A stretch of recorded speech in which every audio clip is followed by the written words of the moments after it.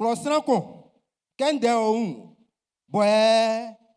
Sramu besu fuen kebe kui so sran otalo ebuekon. Otalo li kekekrekun. Kanze bobo Davidi okra fuma ebueson su. Osre kema nyamien bobo fe ici ebueson su. Keko ene kpofu ebesawa kra kementi. Alléluia. Nglemui ngabo Israël ma eu yeleke ekra ngabo afeso be we su manyamie ofae si ebueso be su lo Jésus du mainu ke ngabo sanjuma lo me ya nangama nyamie ofae si lo Jésus du mainu ngabo ya kundai ojuma lo ke ekra nyi ke mwa so okra toe manyamie na mwa so otoe Jésus du mainu yema okan etinde titi. Alléluia. Efa e kantiki klikli bokun ele nu esra ekora soro nyamie beto due so ma ekora esosu yema eyi nyamia ye. Alléluia. Cantique numéro ablana nisan. Ngrola ani asesuwa tuma fi ayoma fe.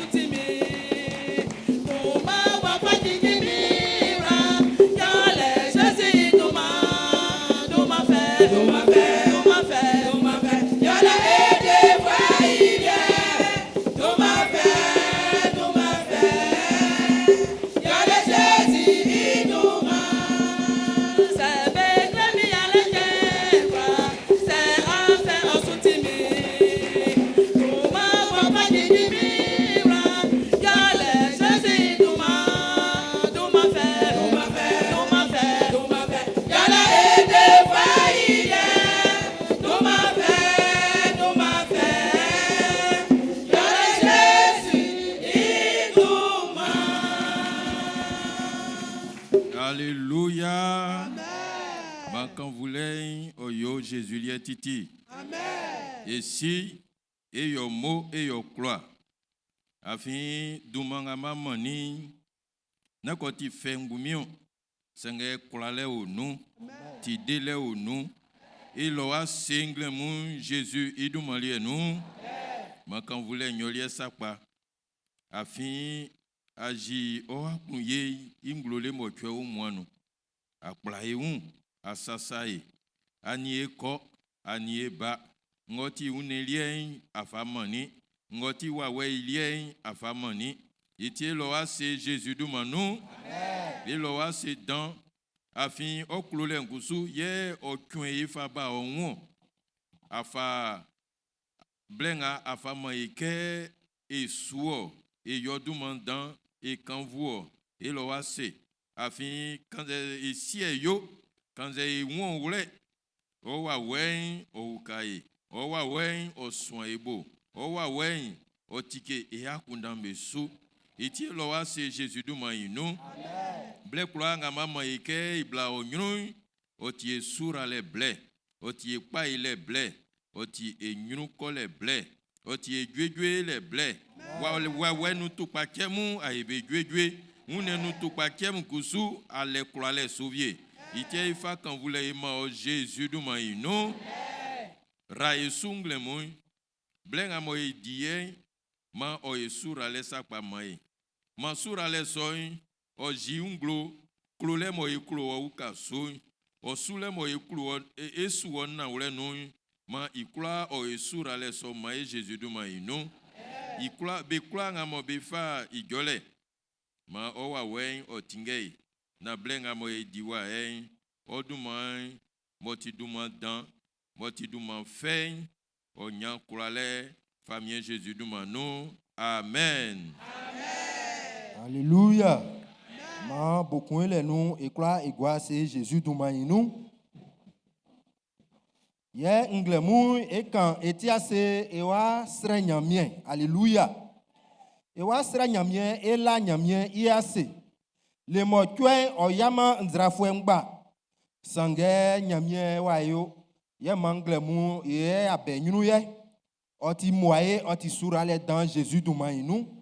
O manglemu a kantiase ala nyamien se. Yele ke nyamien soma a ngwanu nglemu. Nyamien soma atekpe atedi. Nyamien so oto kata osu. Alléluia.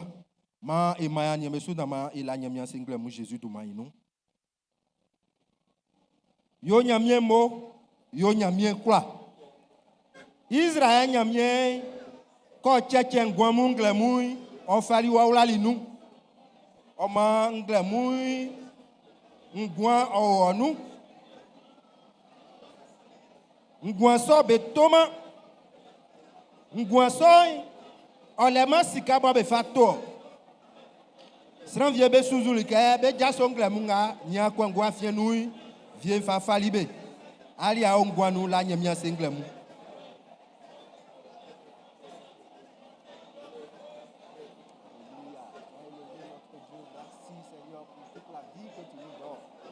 La vie que tu nous donnes.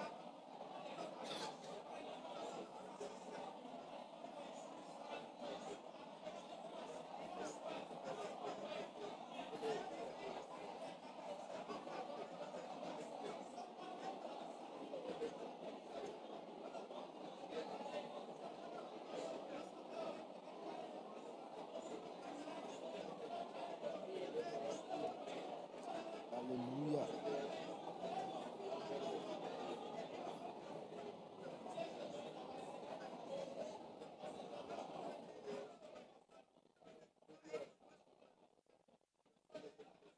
On y a Sénai, on fata sakpa. Quand on a David fakani sa, Gemu a blessé ni kongabo e fakangani nou. Iwen nyamien famille sie ye bwengo nglolo bo unfusu yo ma yensu. Alléluia. Israël nyamien ofe isufwemu ofa fia. Alléluia. Bo fwe benyru bebo ebe swa obo aya bebo ebe kunde wa we no ke be yolike be kiwo anze be kuon. Israël nyamien ofali o clan fa fiali. Israël nyamien ofandi obo aya benu. O manglemu ewa leya se donc pas Jésus du maïnou. Non c'est quelqu'un bo aume inti nyamien kuma oti ale nyamien ku oti ale. Nyamien kan ma metinde. Nyamien kan wa ulo isunde. Nyamien adumanu nyamien o lafima. Iwo su ti. Ke yasai asena fata ke fa menyo. O manglemu a ma wa nyemesu. Israël nyamien ngabo e fa o fu ke ngamo asuzu malao. Israël nyamien ngabo e kuanti ale ase donc pas Jésus du maïnou. Nya sra vie be kunde fia ule be nyeme. Sra vie mu a fait to be su be uma ke ngabe ko fia be bo be un komi and then be fa be un be yi jenvienu be fa be un be yi zwe be nu ka be kumbe un yele ke be le ma fia ule sanga ali a e bo kekleke o te fia Jésus du maïnou. O manglemu mané suna le ase donc pas Jésus du maïnou ma esra nyamien. Ma etu ekuna ma esra nyamien. Nyamien ngabo e memeli ke fi nyamien ngabo e fon black lanu nyamien son ti e bwe kon bo e fa e fia nyamien son isakpa te kata esu o kata osu o kata mambesu o kata olofu ambesu Israël nyamien dumanga dinye o masa benyru ma wanien suna le ase ma wanien suna le ase oni kan voulait fata oni asena fata o yo so sakpa ma. Israël nyamiani quand voulait fatama ye il est nyolia titi. Aye il est nyolia titi. Baba mo baba quoi.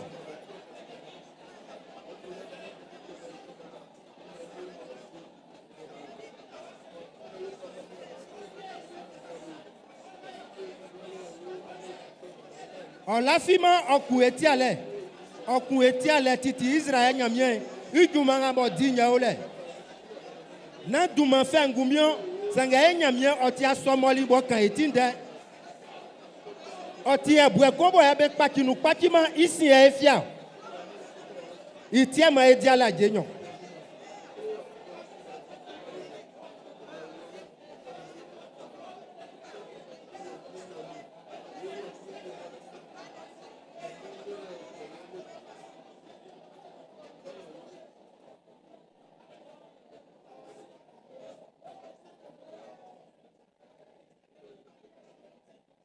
Alléluia.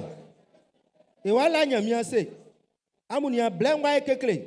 Atadile mbo wa ekekle. Duma inyale wa ekekle. Be satili ke nyale wa ekekle. Sanga Israël nyamia duma nu ete nyakanga. Alléluia. Israël nyamia terra esu teo. Alléluia. O manglemu e ale ase. Inga ele imo e buketi kanlen. Kanzu Israël nyamia nya fama yo. Vienu bobo edison fatama sanga oyoma e sakpa. Kako ena menga be itae basi kenya mie kwa o esinti. Oklima suma a okuma e. Oklima suma be yima e trobe gweme gwasu. Nyamie sonyo e sa somunyo. Oma ewa lea sengle mu Jésus duma enu. Duma nga mo fama e. Motia nya e satilike ewa la nyamia se Jésus duma enu. Attaquant nga mo e di. Botia ma ete ole. Ewa la nyamia sengle mu Jésus duma enu. Vienu baba wa dima juma sanganya mien kuli duma nu atenya trale ateula atenya so atela nu kali eke a okuma oi Israël nyamien nya yi atreso mu Jésus duma inu o mama wa nyesu na male ya single mu Jésus duma nu ma Israël nyamien nyamien iuye ici les blenya oye o mana kale ma wa nyesu na la nyamien se oyo saso mu ma esapa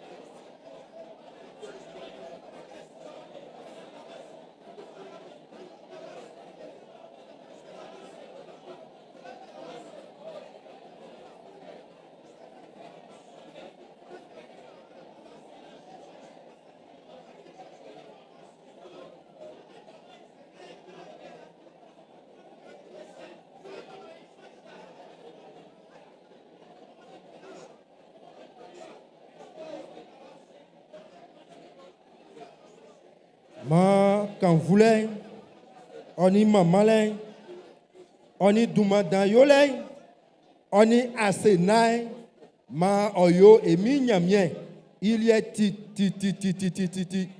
ma idumai ofutiti ye ma ayeyile oyo li titi Jésus duma inu amen alléluia alléluia walia ongwanu nglemunyo alléluia eh yense kanyo c'est aongwanu yinglo kre nyamie ke aongwanu asukama c'est bien soule alléluia ma e bonde e mama nyamie ma e oto e mama nyamie e nyamie bole timi e nyamie bole klale Jésus duma inu amen alléluia alléluia Nyangla mu pe aina nya sranyo se be kanya Israël nyamie oyo Olivier mani mingla mu Jésus duma inu se kanya Israël nyamie o mani mingwa alléluia C'est que asike ne bwe ko mon talo yo. Israël nyamie o kamitinde. Alléluia. Alléluia. Ma e bonda mama nyamie. Ma e bonda mama nyamie. Oni kan voulait fata. Oni ayayi len fata. Oni dumadan iyo len fata. Alléluia. Ye Israël nyamie o kakima. Ye oni mama len kusu o fata ekun. Alléluia. Oma ma esisi e wa wulu nyamie I mama le blenu. Eti ndenga o dwemu a blessé ni mo tue. Iwa na fadren iwa nu no. O se ke sange sranga nyamie bube srang pan mambe kun jo. Alléluia. Yenka srang ko wa se ke amen. Afi nyamie obu o srang pangle mu. Alléluia.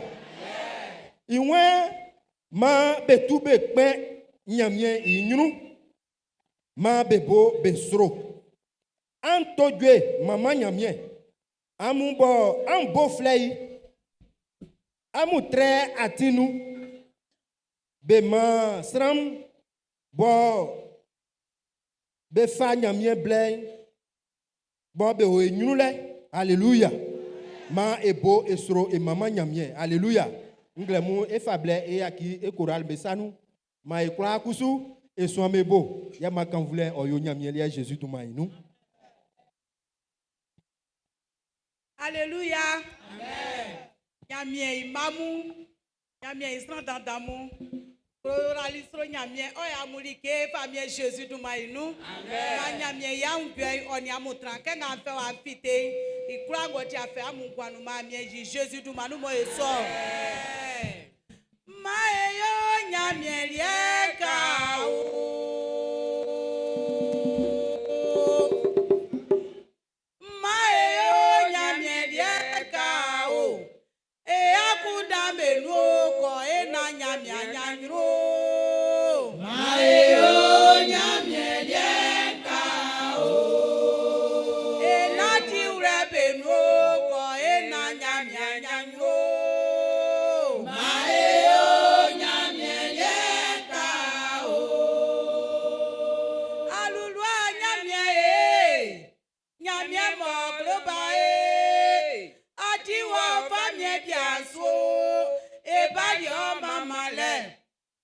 Ebalio mamale, laleke ati famie.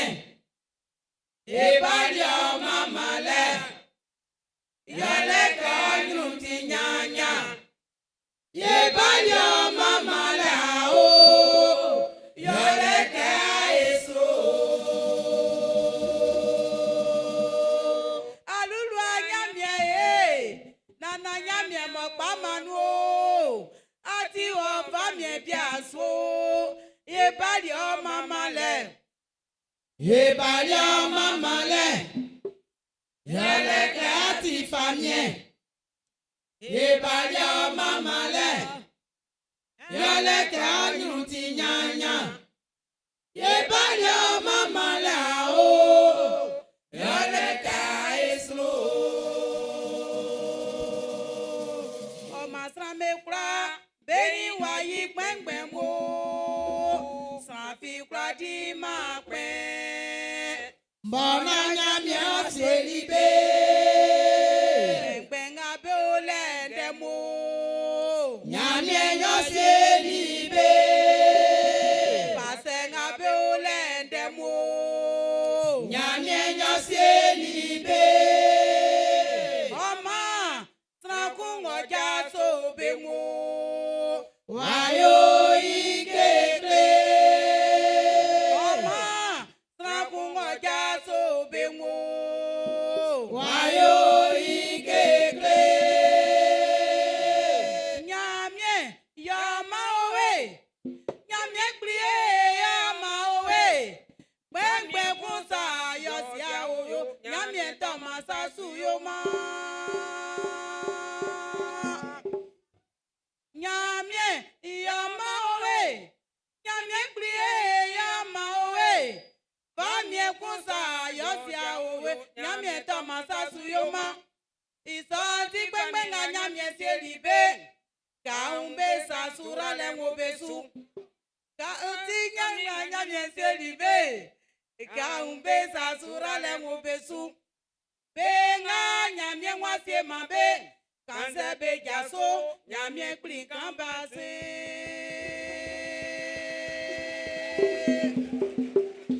Benga nyamie ngwase mabe.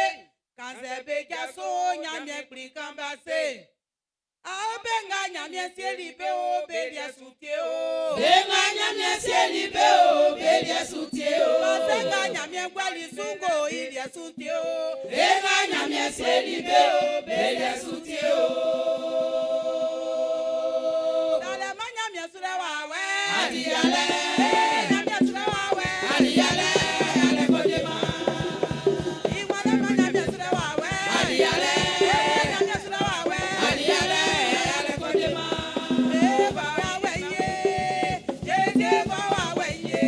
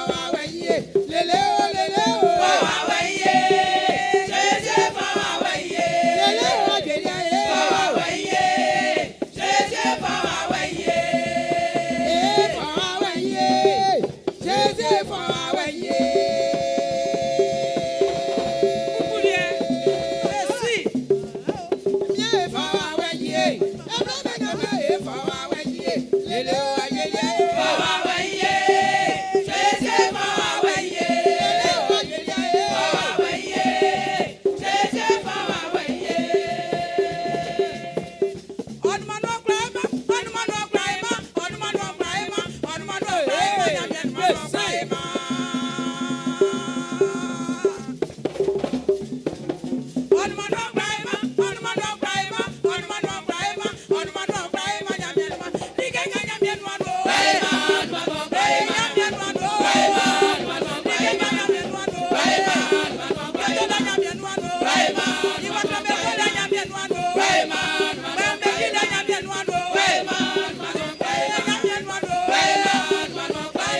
man.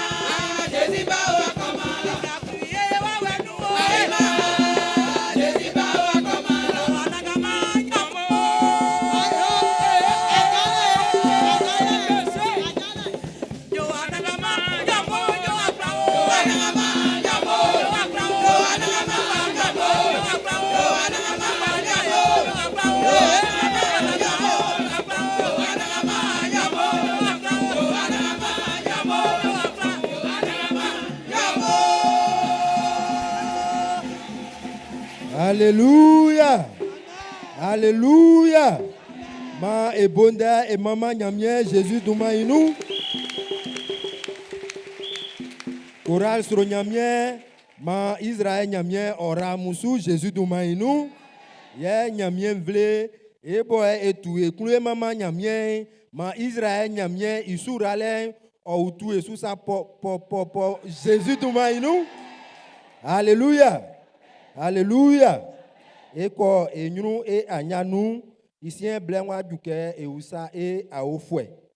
Au manglemu et wa usa c'est et baba vie. Anze et mami vie be o ya fiwa mo ande mone chenga otibe asonu yele nyamie iswanga nu wa klikli c'est be o ya fien ma be jaso na ma et sibe Jésus duma inu. A au fouet blé. Yesran inyo sunga boye usai c'est abalike afa nwama Israël nyamie nga boye susuye sa o ya fien jaso nama esiovie ma ebonde eso ibabandi mami nga bobe jaso linglemu benu Jésus duma inu eyo amumoni bale emi nyamie iso asanu ye esramuke amugwase ke e anya o akonyunu loy et wa fable et fa clé amu ma quand voulait oyo Israël nyamielia Jésus dumainu et sous et anyansu isien blanwa duke eti ele motuenu jasimu oma e wa fle isi ngabo englemu ye wa fa jasin so mu ble e baba isa kwaku abaku ke o mantan e wa nama o wa fa jasin so ble ke ba ma isonu onindabule.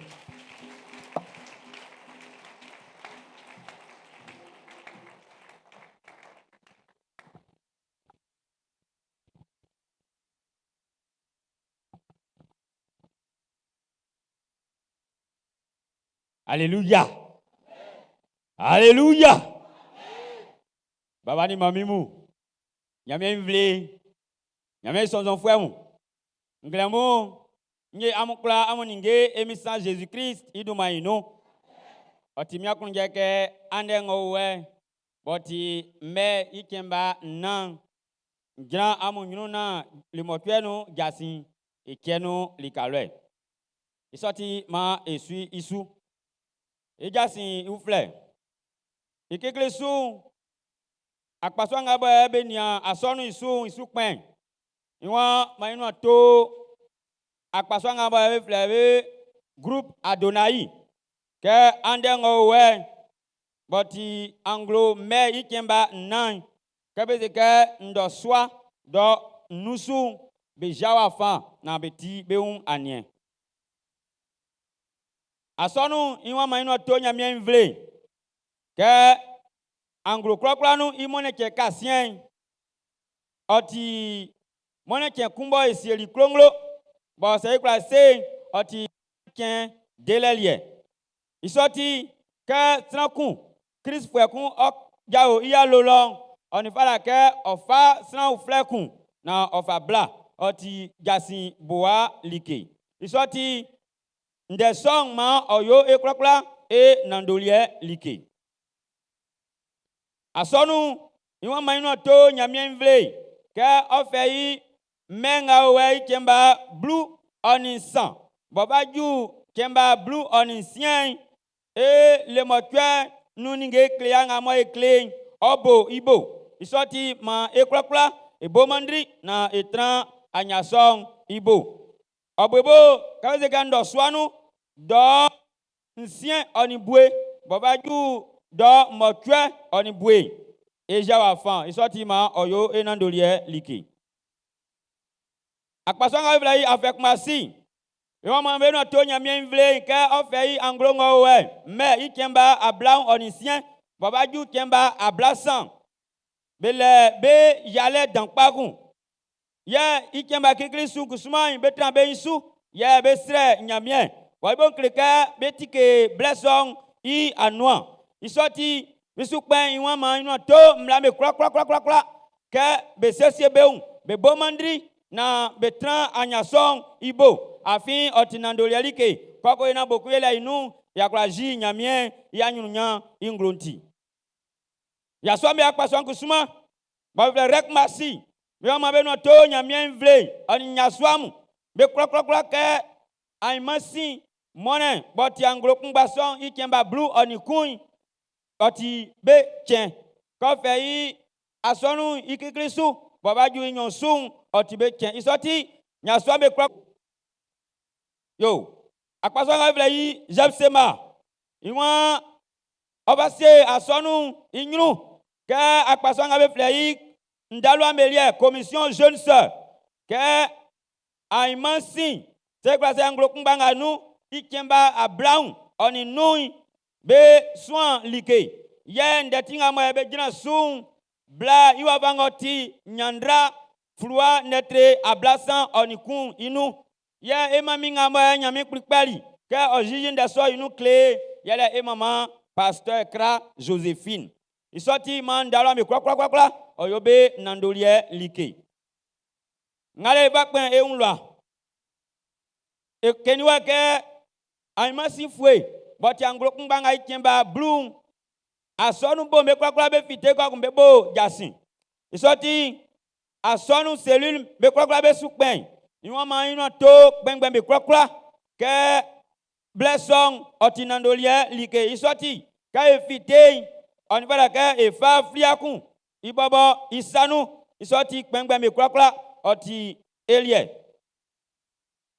ngawa ekpe unla ekun ekani sema juma bluni nyong iunde isoti be ngamo ya be keli be fria bodongo wesu oti obesanu se anyanwie ande gbogbo ngamo e fa kele mu e fa gwanu okwa fa ba kokwa fa gwanu se wa fa gwama nkusumai ewo emami ngabo yota eba pastor mbe flua ya sei kwakun evako mei isoti ma oyo ina ndoli alike yabe kangwa suka be ngamo yo bina fama be fru aliamu se anyanwe be un be ngamo be ni asonu nsu na be fa belie eto pen e unla e unka akpaso ngabo be ni asonu nsu be wan ma be no to nyamia mvle afi asonu inu jajale vie mu be ole oni fela ka efasie asonu inyru ikikrisu e unka jole chen kwakwa kokun mna yakin kwakla kabeze ke ndo swanu do nsien oni bue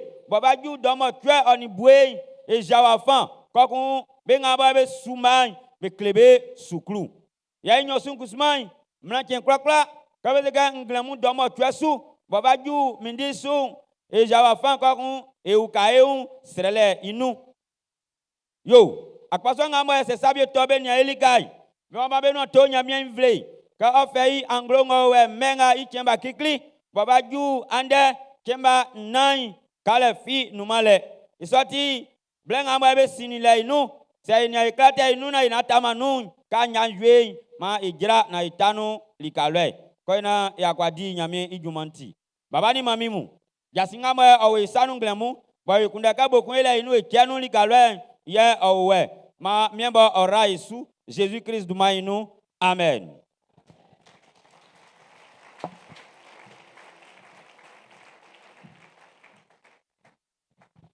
Alléluia.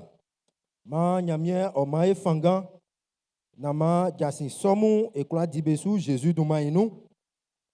Et te o enyru isien e soa kan e asonu soa ikplanle iunde. Alléluia. Oma ke e baba pastor fa kanya numa sinsa mone ken kla oti oboye kenga boye ko enyru ejule ma nyamie vle osiso oma e wa ma esin nga boye be titi manzi su be ble ke be yi ye esre ke ma e kla e inta television be sulo jasi nga bo loy ma e sonu Jésus to ma inu Bolelia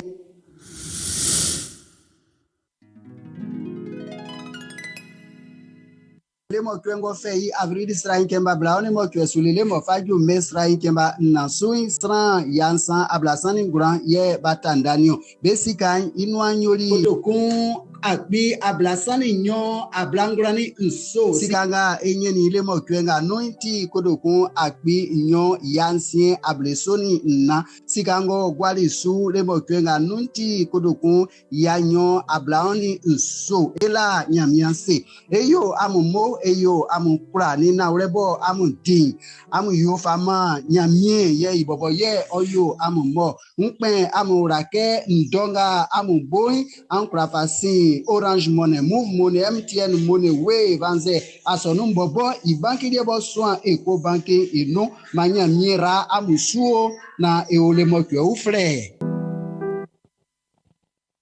Alléluia. Ma ebonde e mama nyamien. Muke ekla etili jasin soy. Alléluia. Oma mone chen kla ke yawa. Esi Yesu oti jasin ye bebo be kle.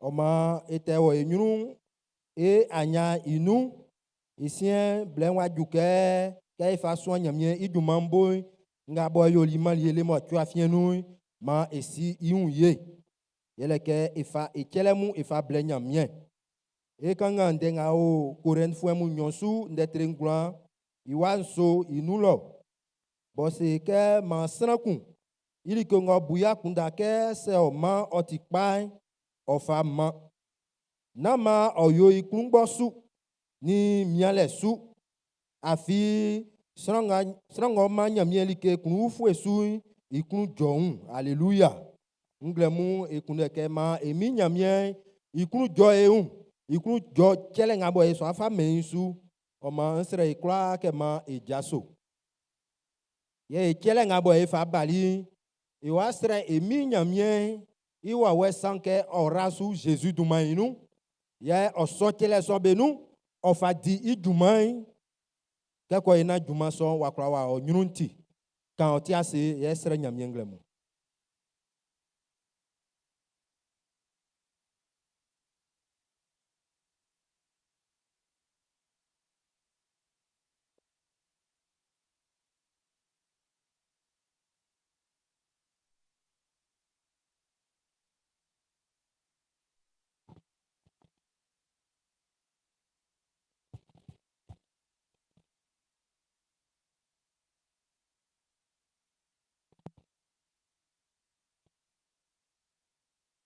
ngabo e kani ma Israel nyamie orasu ye osonu ma e Jesus dumainu amen ma ikla igwase e gbogbo mu ye enyama mu ba fa jran enyunu le o ma gbogbo ngabo e enyama blabe le nu le ifa ichelemu ye ifa gwa ye ngabo e enyama ya so abe jisile le ifa e blusumu ye ifa gwa o ma ke e bain e service d'autre monsieur efa groupe efa blesso yaki choral sur nyamie besanu makanvule oyo nyamie le nyamie kroka ye melike wa fa benisu enya ekrula nyamie kroka ye melike wa fa benisu enya ekrula ikeka yebu ya kuna kai fa me yatika ya fa me yo na ekrumbasu na emiale su afisanga amanya melike krufeso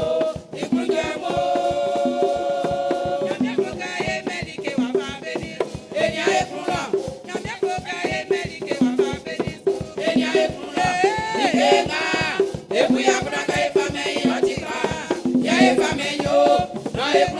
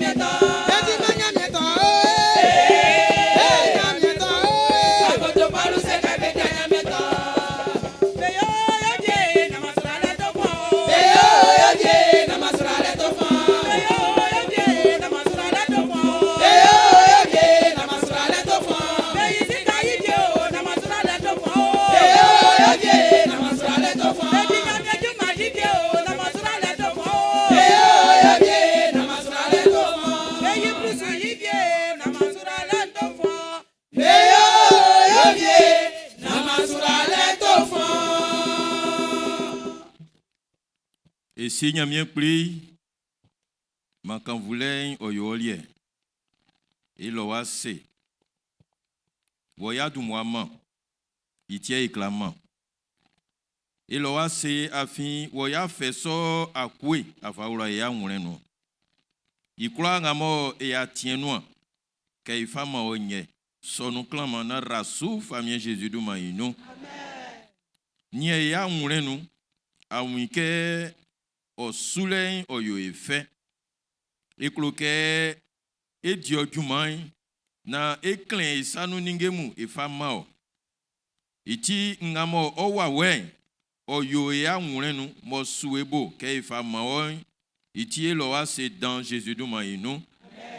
Et si que du manso il dit les nous, oli que mal nous boboy et que la koye nous et que la e patra la. Oma Israël que a soin beau na auka et sous la filenso auka oklolenso et a ngulenu na que monembe si que a fouet anglombe si que a fouembe si. Ma et oui que essuyer patra la famille Jésus du maïno. Et Seigneur mien prie et son zoulin yele que ningengamo owe sanu mon glemu ni no so akwa esre o ka rasu e kloke e oui sakpa e oui grein que asurasu itie esre wo ikun ma osura len o kan esanu ningemu Jésus du maïno.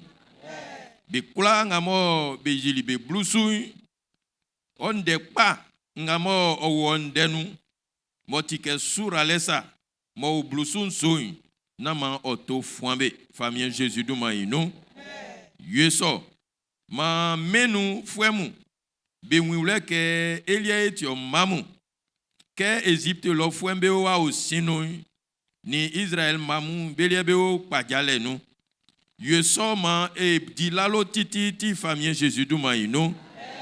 Ye Israël ara asonu su ra oma misu. Duma dankpa ya faula esanu oswa iplanle. Be kula ngamo be hamulenti siesi wa ke bien be yo. Mo benanye su like na ba mai Israël a ukabe. Yaki tika noin. Ondembo noa kenke nama oike efa eunwule yale nu swa planleti na mo yeke efa eunwule yale nu eun kaleti on denti na ule oma si envoie yoma o mamu biasa mienkura e o vie famille Jésus du maïno yoma be juman o wenyunu famille Jésus du maïno yoma be nyali be di yoma be nya sika be nya be mamu belika Yoma beun yokpa na otre otiti famille Jésus du maïno. Afin sakpa. Et klakpan klala ke ma y plan soigno. Kouzman violo nyal ye diman yaki si envoie.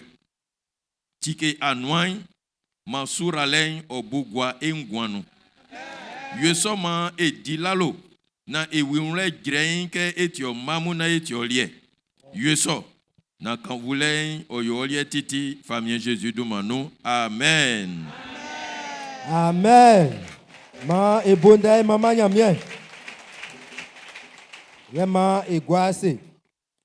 Était sous e nyamien quand vous l'ayez, e nyamien i soleil i sou. Oma esi sou etiendenga o guemu yakon ablana oninu. Iwa nyon fagre iwa sanu etinde son.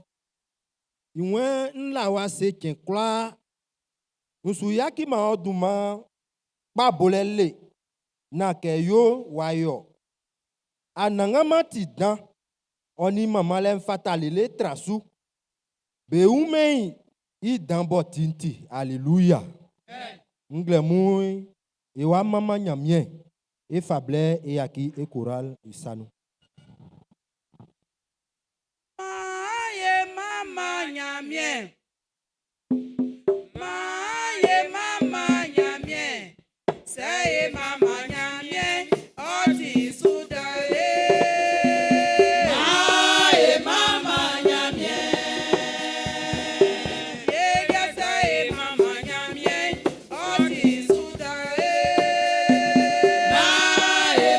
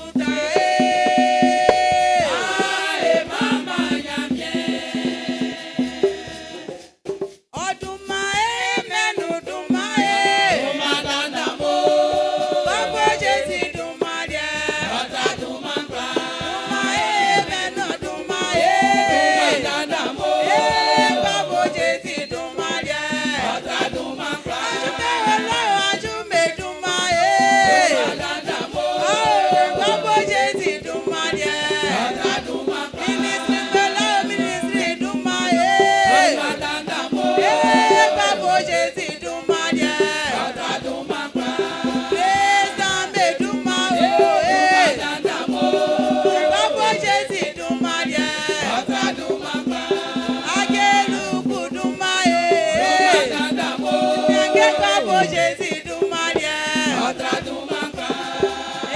Du mariage. Du manandamo. Papa Jésus du mariage. Otra du manca. Maintenant du mariage. Du manandamo. Papa Jésus du mariage. Otra du manca. Ati dans sa pao, ananga mami nyamie. Aestro sa pao, ananga mami nyamie. Ati dans sa pao, ananga mati nyamie. Aestro sa pao, ananga mati nyamie. Iwati dans sa pao, ananga mami nyamie. Aestro sa pao, ananga mami nyamie. Ati dans sa Mama pao, nyamie, ankanike kabo ebe kwa tika kamo kwetuma. Oni mama le fata, nyamie ti dans sa pao, ananga mami nyamie. Aestro sa pao, ananga mami nyamie. ati dans sa pao, ananga mati nyamie. Amemetu Aestro sa pao, Jésus. ananga mati nyamie. Papa danse fama yo, ananga mami nyamie. Aboja fama yo, ananga mami nyamie. Ati dans sa pao, ananga mati nyamie. Aestro sa pao, ananga mati nyamie. Papa tita umwama yo, ananga mami nyamie. Ajali asalia ose kananga mami nyamie. Ati dans sa pao, ananga mati nyamie. Aestro sa pao, ananga mati nyamie. Papa pali ya pasielio, ananga mami nyamie. Ama eba amo, ananga mami nyamie. Ati dans sa pao, ananga mati nyamie. Aestro sa pao, ananga mati nyamie.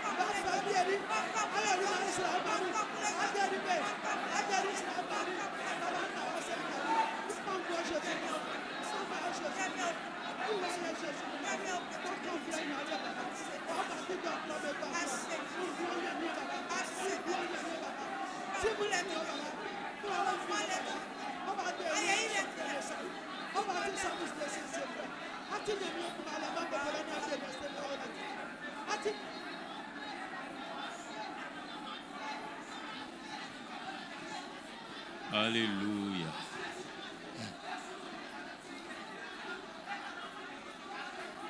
Alléluia. Alléluia. Alléluia. Alléluia. Ma quand voulez oyolier.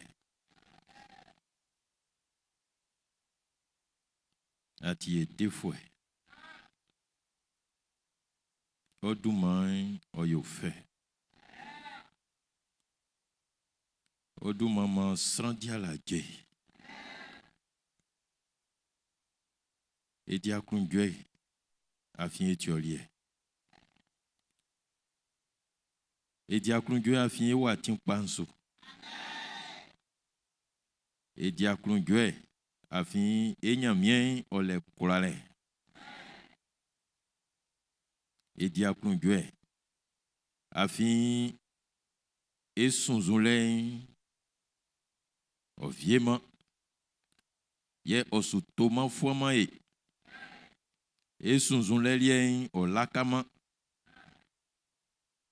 onu anu dembeti naure ye ngama kan inwa ya itie lafiosu itie nanti aklunjuenu e wula boma Jésus ole e wula boma Jésus ni o nu e akundan sangama afin yo nanti e nyunu okpaja e nyunu makan voulin oyo olie titi yesran kloa nga okluko disola lonvie yo bonde kan vous Jésus. Alléluia. Alléluia, alléluia, alléluia, alléluia. Amen, amen, amen. Alléluia. Ma quand vous l'engoliez titi. Moi dis à qu'on du anglais mon entrance. Amen. Alléluia. Like qu'on le mo aklat grand souci que il tient mon diacre du. C'est bon? Like qu'on le. Voilà. Jésus tu pas. Jésus tu pas. Merci Seigneur. Oye pas. Oye. Nous sommes oye pas. Oye. Alléluia. Alléluia. Sans croire nga ofe wula gweso nyanzo enkwele. Merci Seigneur. Sans nga mo ki se sou otoma neo. Sans croire nga mo ki se sou otoma le. Merci Seigneur. Ma owa wen owa ifanga nglemo. Ma owa wen ouka srankun isu la filen sou. Ma owa wen okande kli srankun glemu. Diwan yan nan srekon. Oye se tia uswo. Oye se tia oula bo. Onyamienti d'entra o afe kwa. Onyamien oti d'entra o afe ikwa. Ndenga mo kambe, ndenga mo tibe, okpa eletio. La fisuke nyamien yobe onu. Osu poki mole. Osu jio blole. Senge oaji iya kunye ongwanu awe. Merci Seigneur, ma quand vous l'aignoliez. Asi et a fait mon. Asi et fait likain. Que fanganko vieille asi. Yaki son ebo. Ukaye. Na enantile non.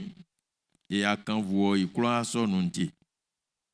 Engwan otiolier. Oya delio. Adelie ke e suo. Ukaye. Man ke ko e nyon. Man et souley o e d'entra la infamie Jésus douma ino et ti on vle et ti o mamu na ma o la fie sange mo o la pensu ke et ti olie ke a flefle sramu ke a rasrambe sou no o la fie ke ayo mo srambe dan na ma ora fie ke afa bamu afa keke sramu na ma ora fie ke afa BTS afa ma sramu na ora fie ka fa benyu kole promotion fa ma sramu na ma ora fie ka fa succès kebe sabebe nia be kula nga mo be nyen ka fa kebe na ora fie ka yo mo srambe atan o ikpa mo ko nyro na ma ora fie si envoie et tu mamu et tu vle si envoie ma kan voulez o yo lié e kloke blen kula nu e di lalo wa kunu yenti like pakpa nga yo ma yenti yaki na ma blen yo tenden ra Yesu yaki na ma blen o tenden ra Yesu koko ina ya ponzoma koko ina esasian bubuai koko ina ya kundanwa totoma yaki si envoie na ra Yesu ndendevie et your mamu et your lié si envoie nanglemu yo ma odumai o yo dan ke ati nyamie kumo ati esrewa ye anunu e imwenzwe afomvoy asoyebo aukai ma isoy o yo elievie et surale famille Jésus du Manino. Amen. Amen, amen. Alléluia. Amen, ma e grand e osonu ye kangan lukin de trignon ma ablenu nignon. Que Jésus ni un ingulelen ko ignon. Ye iwun yo nyamie ni srambe fe que Jésus ni ingulelen oko ignon iwun yo nyamie oni srambe fe mai kanga Matthieu de Treblunin san ima mokwe viem be kusu betoli asie panso be wololi tre kun wololi ya kun wololi ablesien ye kun kunsu wololi ablasan viembe kusu betoli asie pansu be wololi tre kun wololi ya tre kun wololi ya kun wololi ablesien ye kun kunsu wololi ablasan Manyamien ore indensu Jésus du Maïnou. Amen. Eguaze.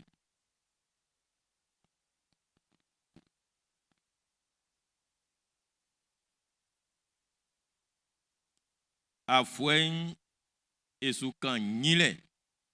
Boma esu makpa inde. Que Jésus nyi un ingulelen ou kasu. Iun yo nyamien ni srambe fe.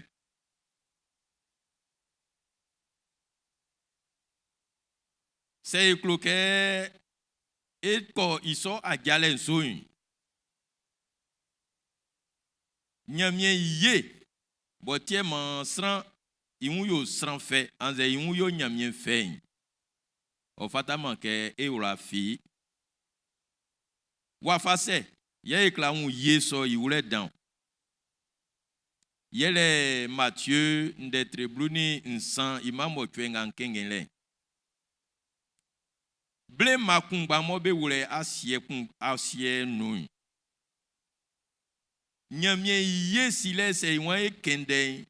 Nyamye ye itiema makun owlo ya.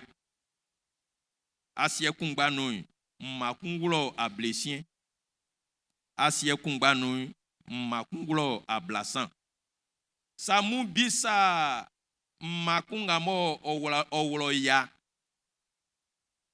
Ambi c'est que o septième asie kungbanu. O viengun be wulo a blasan. A blessien. O qu'on lié a wulo yain. O te sous. Aidez-moi un peu. O c'est. Il sous tel parfois nous. O c'est. Nyamie yo inzo. Yo simiye. Mabo isule nu. Nyamie yesi le mo sisran itie mo su makpa. Asiebo kla ikpa. Sange manga masui ofinwa. Ofi nyamie. Nyamie ye mo sisran itie mo osuma. Ekula manga eklasu. Ma esike nyamie ye itie mo eklasu ma. Afwa eklo ke kan nyilende. Nyilemboy nyamie ye silen o nu. Alléluia. Oma nglemu nde tinga mo o nu. Yele ke nklo ke nyamie o simiye. Koko inama nyipa. Nkunde ke nyamie o simiye. Koko inama nyipa. Nama klasu man. O setien denga bo ti kingi andeo. Afin e auru anglo inu. Kebe kan nun de like mo be fle nun. O kan nyamie yesile oni pa elende. Dis amen, s'il te plaît. Alléluia. Oma nglemu wafanga mo nyamie ji ye ilika srambe ngwan inu oti fanu oti wafan soni. Viole mon klo ken jinglo koko ina ya nwule ke ikula nga yewe selike kunole mo fata ke ikloi yelenzu yele nyamie ye sile. Ke fa nyamie inde mo ebobo bobo le no le mo ifaju sanglo yile nuwai stranga mo nyamie o elibe be soni yengle mu nkluke amu kula nga mamu ahen amu tike amu amulenso koko ina wafanga mo nyamie o elisrambe i convi anze Yahweh o traenuvie. Alléluia. Kenyamie yen oko kansran kun ingwan kaki. Kenyamie yen oko kansran kun i sanga be dwingwanu be kaki. Kenyamie ye oko wuru awolo kunu awolo so umwan o kaki. Misre wan yele kendenga mo itibi anden. Ma o yesura le ma e famille Jésus du ma inu. Ke ekbo nyamie inde ibo emu adani Eve. Mo be li sate nyamie inu. Sange nyamie yesi le mo silibe. O elima satembo nu ibobo okpalitra le faman be kebe katabeun. Nyamie wa kprian su kebe kanyanzwenu. Nyamie wa kprian su ke be ka iso awora bueno. Senge osilibeye. Nyamie denkle keyo. Te vie fi okla maman nyamie klasia e wanvwe. Itiebe fleke oti yesi fwe nyamienyo. Alléluia. Alléluia. Ikula songba nu nyamie suralenga ofasie libe suke be tre. Suralenga ofasie be suke be sie asie umwan wa dema. Nyamie ya klunvi. Keima molike a eteti ma de nyamie li oti aso. Comment san like wa ma. Dis amen. Alléluia. Alléluia. O mangle mun ranu ke nyamie osio envoie oyoye famille Jésus du maïno.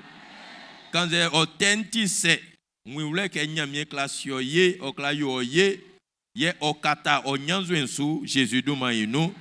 Ma okata onyanzo ensu Jésus du maïno. Ye ma oyo ma adiala Jésus du maïno. E baba Noé nyamie dense ke nyamie siliye o siliwan voie. Okpeli ke ode menu fuemu e ode yalo nyamie sie ke onunu a sienu fuembe kula sange okpali sranku nyamie yen okla sasai nyamie yen okla yoma ekangwanu nyamie yen okla yoma ehaulo inu fuembe kula osasabe ma iso suralen okata esuvie Jésus du maino ma nyamie yo ye na isai okata ho oni o alo nu fuembe su Jésus du maino kanze se likekekle oju amu akpaswali ensu oju amu osono manyamie ye onwo manyamie ye onwo ni o aloyin manyamie ye onwo oni o mamu na okata musu hallelujah hallelujah ye manyamie oni o be nanti sakpa amen amen amen hallelujah keju we baba Abraham su et moi quand nyamien osili yevie et baba Abraham oti combien 10 fois oh non oti à moins 100 fois manquenzo voilà oso à moins sanga nyamien bobo yo aji unglo cleli yo alléluia alléluia ye o rengwan o seke mayo na atre nyamien bobo ken iso ye ken kunga mo nyamien bobo wan osu ra Abraham su na ke Abraham yolili ke patio sanga ibobo nyamie iwan sioye alléluia ma nyamie yen okan ona atrevie Jésus du maino ma nyamie yen okan ona osanu ningembe kuzube pa Jésus du maino nyamie yen kokani Abraham yoli anyambe unfwe anuma sinjijili nunkleli amukeyo Abraham ya anyambe un ivie ofin ibobo ifon lenu ke obuato ke sarati niambla mobe gei mobe fa ajaninge mbe mei nyo ya nyambe unfwe ko se nyamie yen kan o fond les mbo nyamie fa ili ke pamo. Quelqu'un m'a pas compris ce matin.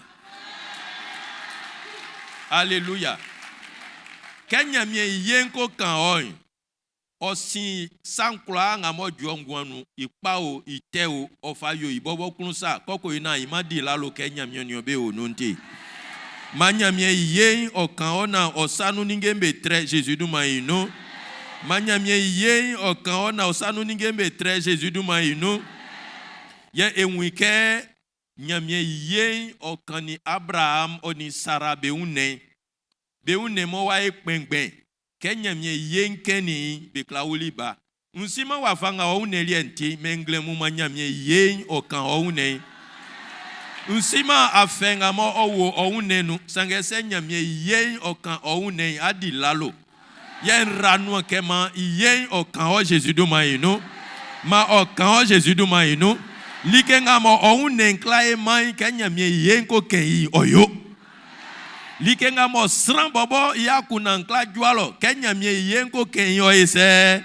oyo manyamie yeso mamu Jésus du maino manyamie yen okan oune ingle mu Jésus du maino manyamie yen okan oti Jésus du maino manyamie yen okan oklun Jésus du maino manyamie yen okan owati Jésus du maino manyamie yen okan onanglumai famille Jésus du maino manyamie yen okan oviasi famille Jésus du maino manyamie yen okan manyamie yen okan manyamie yen okan oune na sura le soy oyolie vie Jésus du maino kejuwe baba Isaac su nyamie oreli su dankpa alléluia sura lenga muranu kema okan ekwa Jésus du maino Sran viembe ole mo sura le so ti belie bo klong. Sura le so nyele beni yele ke Isaac ke nyamie se Abraham ke fa o wan fa mami Isaac wo yo bwembe su isi wa fa kwe o so akwen. Sura le danga mo nyamie jinglu yele ke nyamie o elima Abraham wa kume o fali bois o fasi osu. Alléluia. Ungle mun sura lenga mo oti ye mo nyamie fasio ngwanzu yeleke se viebo o atinso nyamie fali ke ufle fasio osu. Alléluia. Osu ngamo be dibae no be ngamo ba siesie be ke be kumbe même anglonga nous le nika fuen vie ande nyamie ye yele ke ofali ke ufle vasi osu besu kama besu kla kama afi nyamie ye sile oyo masu wuma asu wuma afi nyamie onyobe onu ye anglo nganu oti oye sile anglo. Alléluia, alléluia, alléluia. Benyan ate ongwanu le nika fuen vie be wiwle grenke ole akla wuma asu wuma. Dis amen bien. Alléluia. Nya anya sura le dan pa kumo kan ni Isaac nya mie si yema awe toli sange kensonu Isaac yolinzo iwon su ko Egypte nya mie se ke nan ko nan doa mai a wule flenenu nyamien de se ke afwe sonu ngamo Isaac otuli c'est ça ngamo tuli mangamo tuli otwipe ya. Alléluia. Manyamien ye okan osanu ningemu manyamien ye okan osanu ningemu. Nsima c'est strand qui sont ceux qui font du commerce.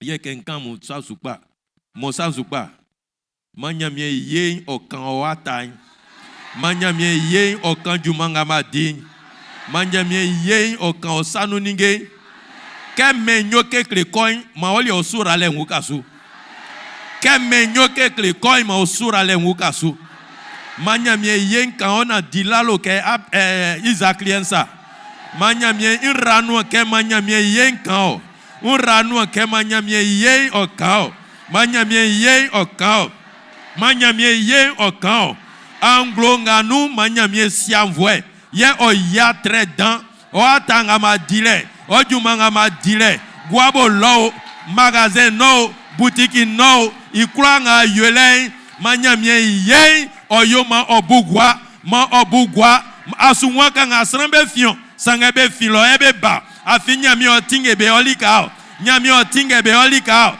nyami otinge be olika sonu Jésus du maïnou ma ye oyoli englemu Jésus du maïnou si on m'a meye fa Israël Isaac sura lelien fa kan mamu ma Isaac sura lelien o kan mamu ma blenga nu e kula esike blenti kekle nyamien sange blenga nu ma edilalo ke e anya ehu ke blenga nu sa afi nyamien atike sura le yati ma kan voulait nyolie Jésus du maïnou.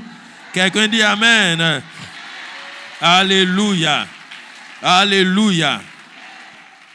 Et baba Jacob nyamien yenkeni Jacob boy duman oti blefwe o la kasran sange nyamien ye oilima Jacob onyeniu san viole baye o kan o akuna no ke oli ati blefwe ngale nyamien klali ki fi mamo sange nglemu manyamien yenkan manyamien yenkan ola anzwen baye fa yotro awola bwe o anwulenu sange nglemu manyamie yen okan manyamie yen kan manyamie yen kan Jacob selike sa mina nko na mbai ayo minyamie manyamie yen sasa o be kula ngamo be jaso o ojuma inu manyamie yon iye o sasa o manyanzwen o ebelie manyanzwen o ebelie.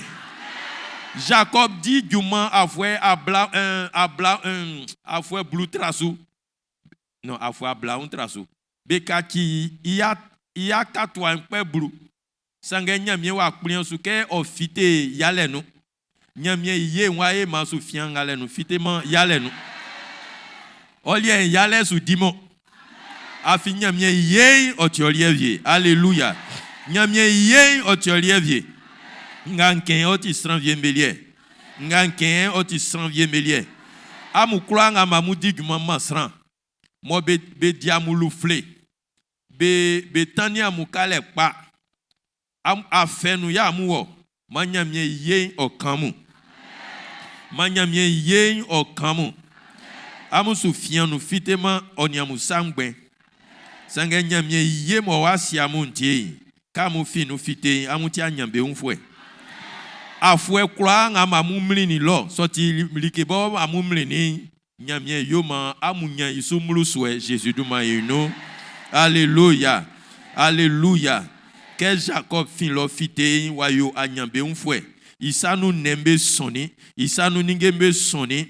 Ole bla ni bamu nyamie relusu ko bay nyamie resu dan ma iso ye oyolie vie Jésus nous maïno amu kula ngamba mu osran sanu mo osran sombeti kekle be kluye vi ma nyamie si amu ye Jésus nous maïno ma nyamie ya mu ye Jésus nous maïno ma nyamie ya mu ye Jésus nous maïno na isagne otran amu su amen amen amen amen.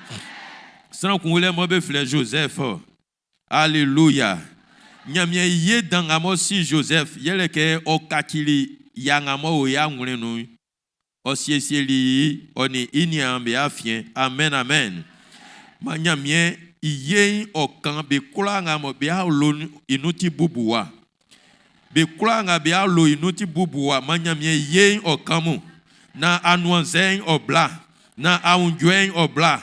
Na founding obla famille Jésus du maïno be kula ngamo be mambe dima manyamie ye odramu alonu be kula ngamo be ni be niamu be dima manyamie ye odra amu alonu manyamie ye odra amu alonu namu dianu anse namu boyeku namu natili kaure famille Jésus du maïno famille Jésus du maïno ma sans en soin en de Jésus otuya mu alozo.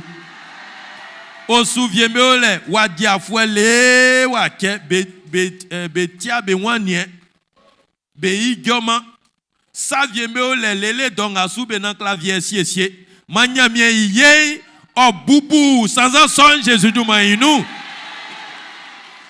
manyamie ye o bubu sans en son Jésus du maïnou manyamie ye o yoma annoncer au train Alonso ma annoncé au train à Loïso, ma annoncé au train à Loïsou.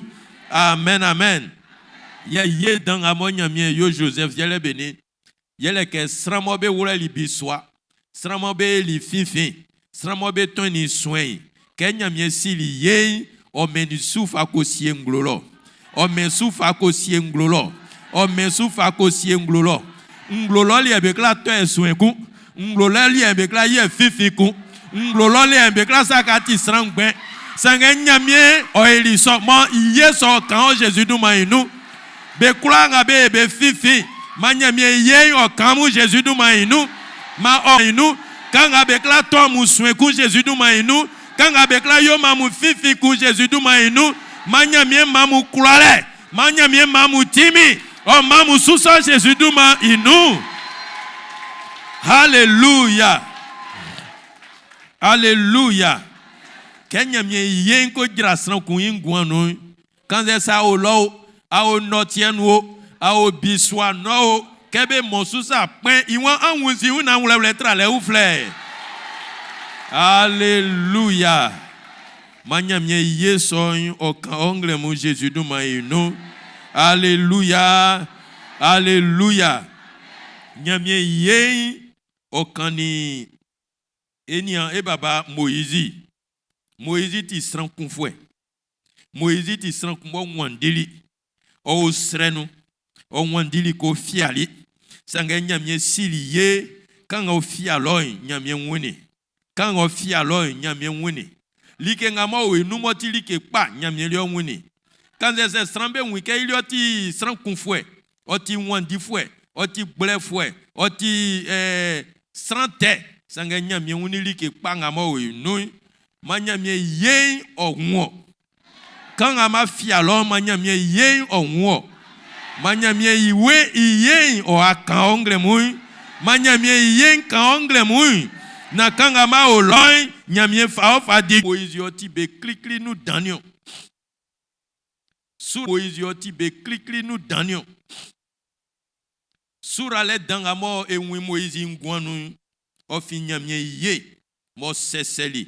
Ofi nyamie ye mo wa kpien suke ko fe kanu bae au coin Égypte leur famille ils vont sous kumbambe croix sanga nyamie yenti Moïse leur training guano alléluia manyamie yen o sasao manyamie yen o kata o manyamie yen o para o like croix nga oko moko pe ongwan inyama isin manyamie oyi o atin sous Jésus du maïno manyamie jeoati sous Jésus du maïno ye dans amonyamie sili Moïse yele ke oeli isran o keli igumanu ma yesoin o yolie vie Jésus du maïno ma yesoin o yolie vie Jésus du maïno alléluia alléluia alléluia ma ewo ekan Rahab mo oti tekle blanc inde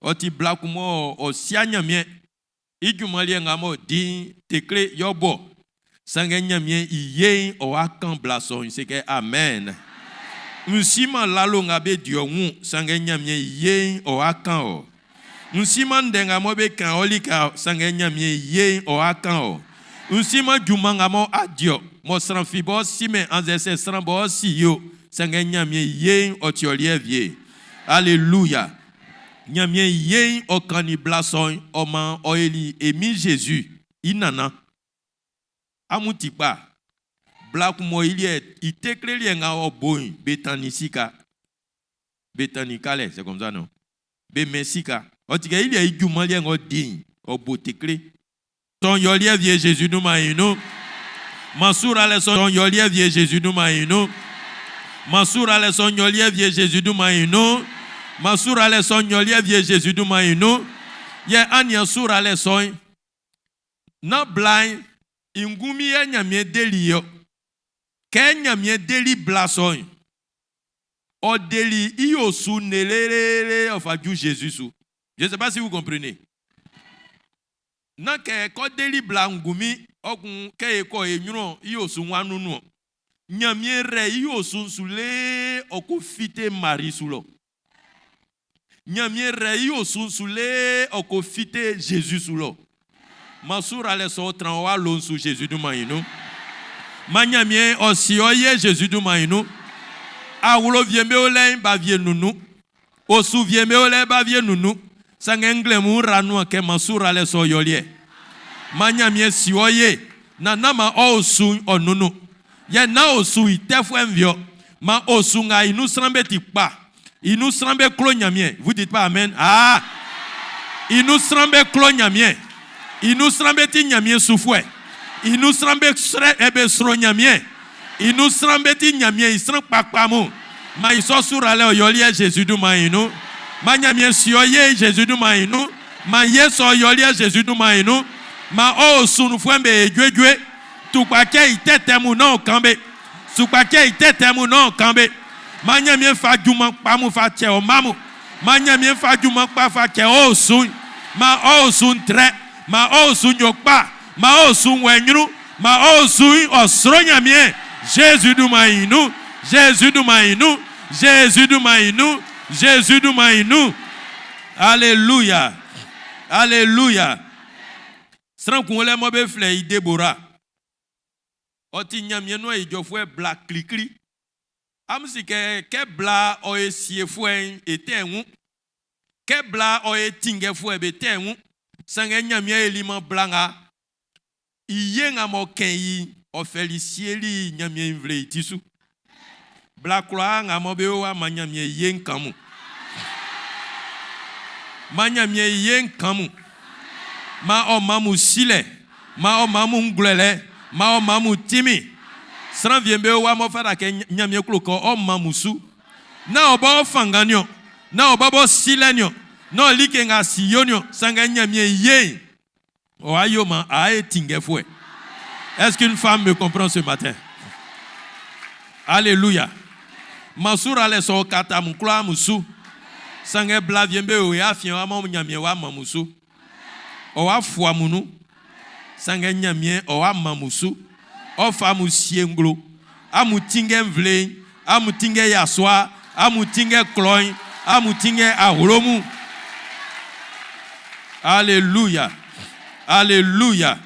Nyamie iyen yema sran okla tingel. Yema Deborah o tingeli nyamie invlenio. Mansour ale soy o yolie Jésus du maïno. Bien kumbe flè Gédéon. Kenyamie yen keni. I won su kwa le dile. On isran akbitrasu. Sange nyamie elima onyani kulale. On isran yan sanke. Nkloke yeso e nievie. Nkloke yeso o yo nievie. Alléluia. Alléluia. Alléluia. Kenyamie yen otran osui. Kanga osun zule ngoloi. Nyamie okla e ma okpesu. Sange otra osun zule isu. Est-ce que quelqu'un comprend ce que je dis? Gédéon osuko ale kunle ni isran akbitrasu. Sange nyamie sege keke. Oko ya e fasran ablasan. Sange kulale ngako nyeyi. Mfa kulale so mfa ma obo trasu. Alléluia. Nkenke nkloko ye nievie o iseti. Avi mi sunzule no mi amasran akbi ya nu betanda kebe plan soin.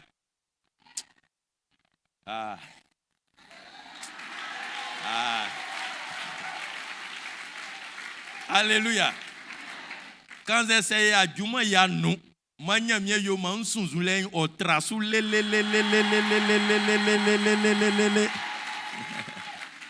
Amen, amen.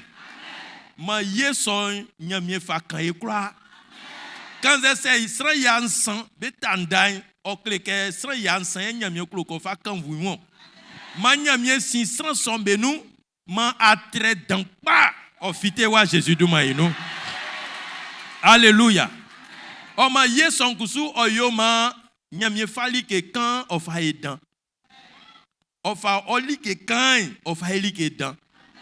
Moi, quand on a soit il y a un lentican, il fait un antican, il y a mieux sur un antican, il y a mieux sur l'antican, il y a mieux du monde antican, mania mieux yencan, mania mieux yencan, mania mieux yencan, n'alike kan à mort sanu n'y a mieux yo montré, like kan à mort sanu n'y a mieux fa diatre, like kan à mort sanu n'y a mieux yo mo edan, m'en fa quand vous oui Jésus du maïno. Mon frère, quand vous oui, Jésus du maïnou, acclame le Seigneur, acclame le Seigneur, acclame le Seigneur, acclame le Seigneur. Alléluia, alléluia, alléluia, alléluia, alléluia. Amen, amen, amen. Sran kungole mobe fle Ruth. Ruth onima nyamie invle nou. Oti sran kumo ili bebo eduma o bengambe nou. Sange nyamie iye mo akeinti siembe boeduma. Nyamie iye mo akeinti o ayo Jésus. Inanavie. Alléluia. Nglemu be kula nga be boa be duma be alombe nou. Manyamie yen kamu. Manyamie yen kamu. Manyamie yen kamu. Manyamie yen kamu. Wafanga ma sonde nou. Ye ino ya kuzwa ngwanwo. Manyamie yo oduma ipa. Manyamie yo ongwan ipa. Manyamie sie ningembe kula mao. Sran kula ngamo oti osura le sran. Manyamie fasie o ati sou Jésus du maïno. Sran ngamo ti osura le comment on dit conseiller. A photo manfoué. Manyamie fasie ongwan nou Jésus du maïno. Be kula ngabeti rituwa. Manyamie famu Naomi fasia munyuru. Be kula ngabeti rituwa. Manyamie famu Boaz fasia munyuru. Be kula ngabeti rituwa. Manyamie famu srankpa mu fasia munyuru. Ye oyo ma amudu man oyedu mankpa. Mokale titi. Jésus du maïnou. Dis amen bien, dis amen bien, dis amen. Alléluia. Alléluia. Alléluia. Amuolengle mouy. Amuolengle mouy. Manyamien iye okaye. Besoni. C'est bien kengban dombo juma. Kisi jole. Aïman sin jole. E fusuweku. Afi anglo nga oti yesile anglo. Alléluia. Alléluia. Ma njranle so sange ma esrenyamien. Est-ce que quelqu'un veut prier ce matin?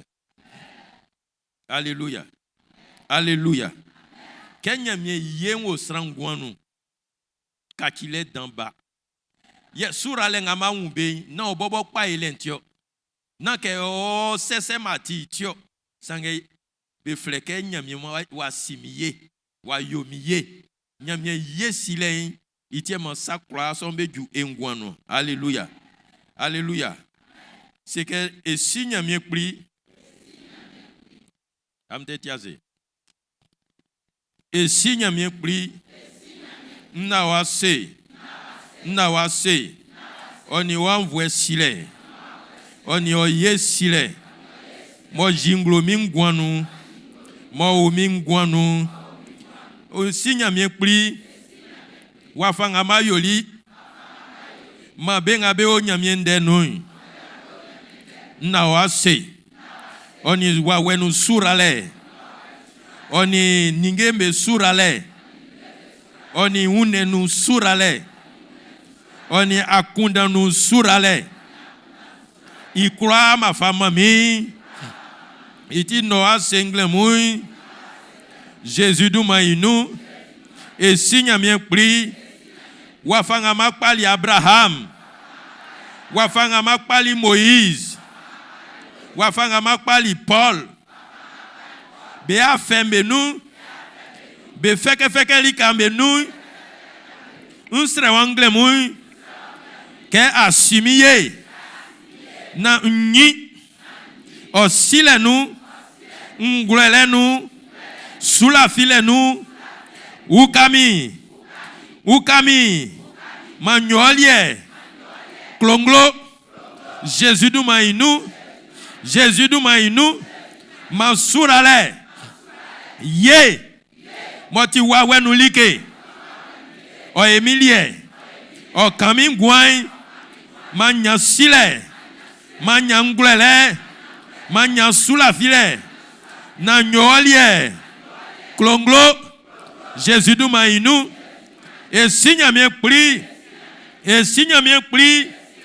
wama nyambeu ninge owo sanu wafanga marali Isaac oni Ruth besui ramisuvie manyo anyambeu fwe ma o anyambeu ningemu betramingwanu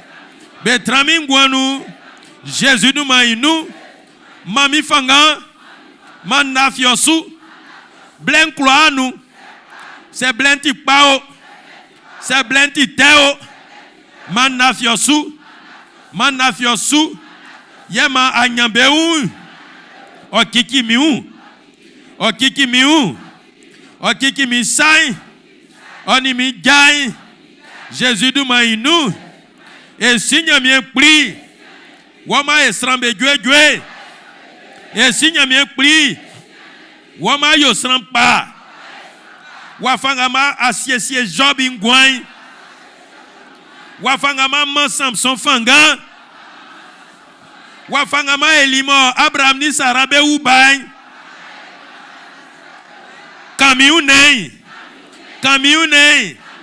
kamiune onimini amu belien onimi osu ilien yo ma edwedwe yo ma enyafanga yo ma epa ma eunenu afe tukpake ikloi ovie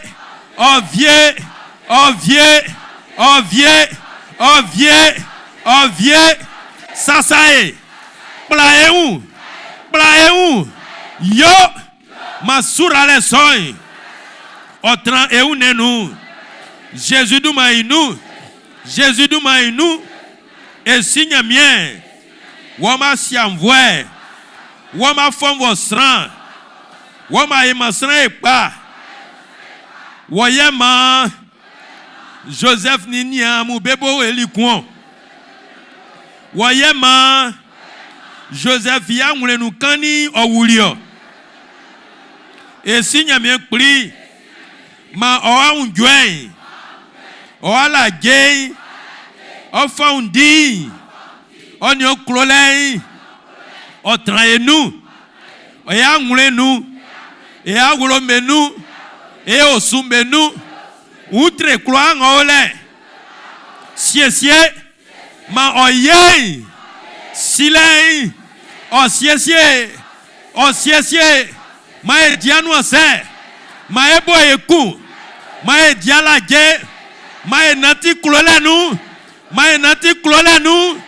ma klole entraya lo menu Jésus nous m'a inou et signe bien pli et srewo unglemui ke asieye ke aeli bo David oni Pierre a kilibesa tenke bensa yaki esa tenke yaki esa temke ke bebo be yo eten e yakibeli enke bensa soyez beau nama esa ten oyo ma e wandi onyuru sange ma e kokobe ya ma e yakibenu Jésus du ma inu et signe bien pli ma oye sile o kaki mingwan ma oye sile o kaki mingwan c'est moi fait nous mon kaki mien fait c'est moi yale nous mon kaki mien mi yale c'est moi awula bwe nous mon kaki mien awula bwe ma oye sile o yo man yo pa man dilalo nan kan wodu mai Jésus du mai nous amen.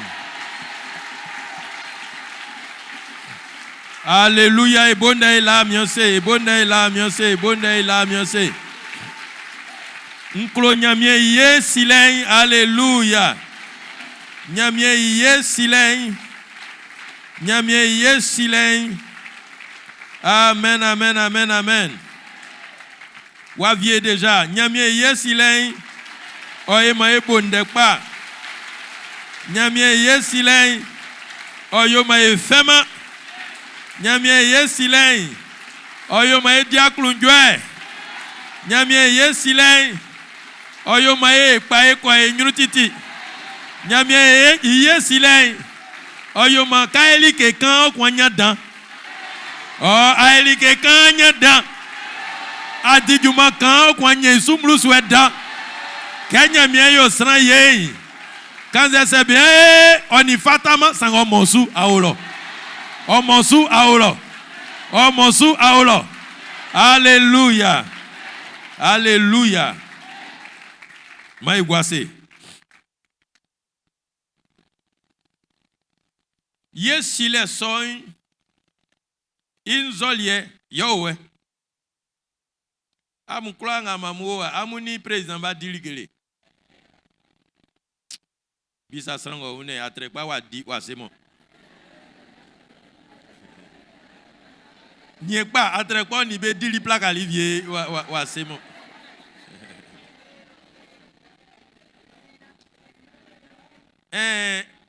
Et men nous serons dans d'amour.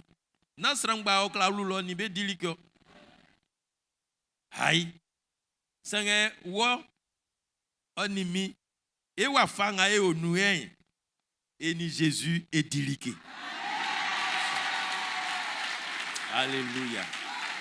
Alléluia. Et itiama mwa efanga ke blenga nan la kamu amfa kuna tese ke ndiavie. Sura le dan pa yo we. Kestran ku sata e fwe bobo moni nyamie be wula sali ka ule ambu ke sali ke kan.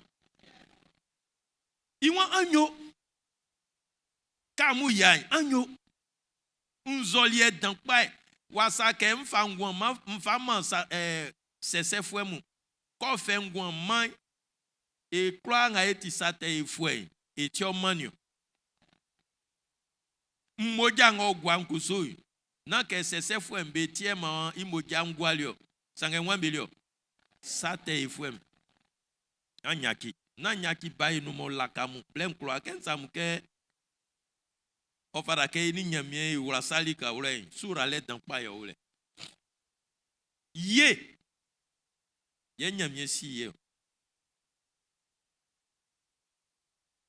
se ni nyamie wura salika wure wa fanga mo nklase ke wa wenu alie bo klae sran pa ke Jesus kusmo fa wure nu andoi se ikungba nye ifa wura enu anu oye unri ke pavie hallelujah o mangle mu wa fanga mo nyamie o sisran ye mo ofengwa mani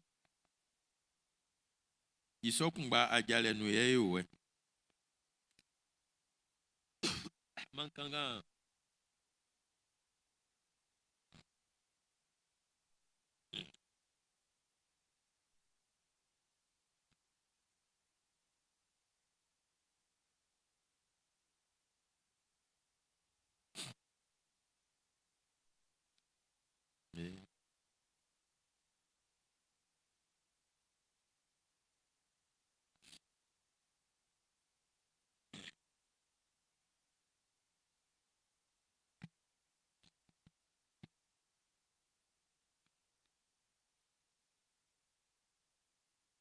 ande flua wa mlimi maso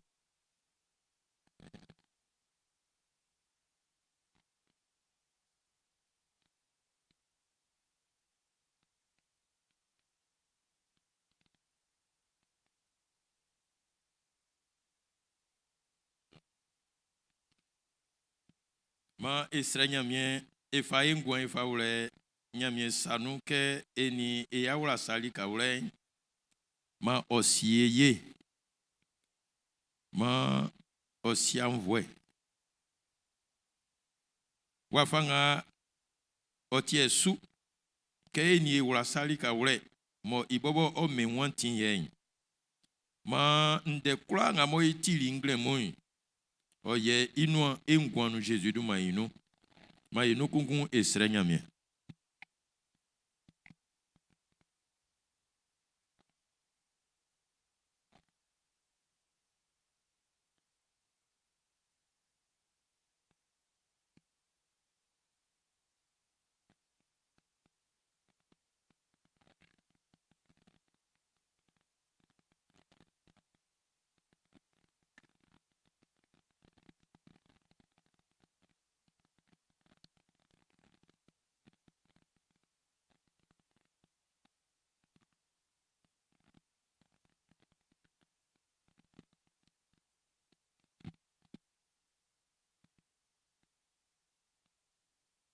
amen.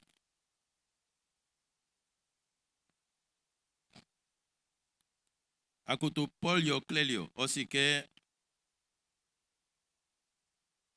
afin sanga emifa klemi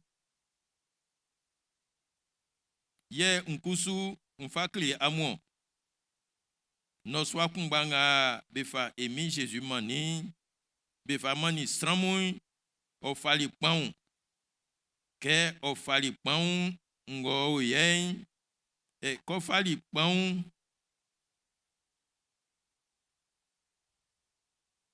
ke olali nyamien asei obubuli nu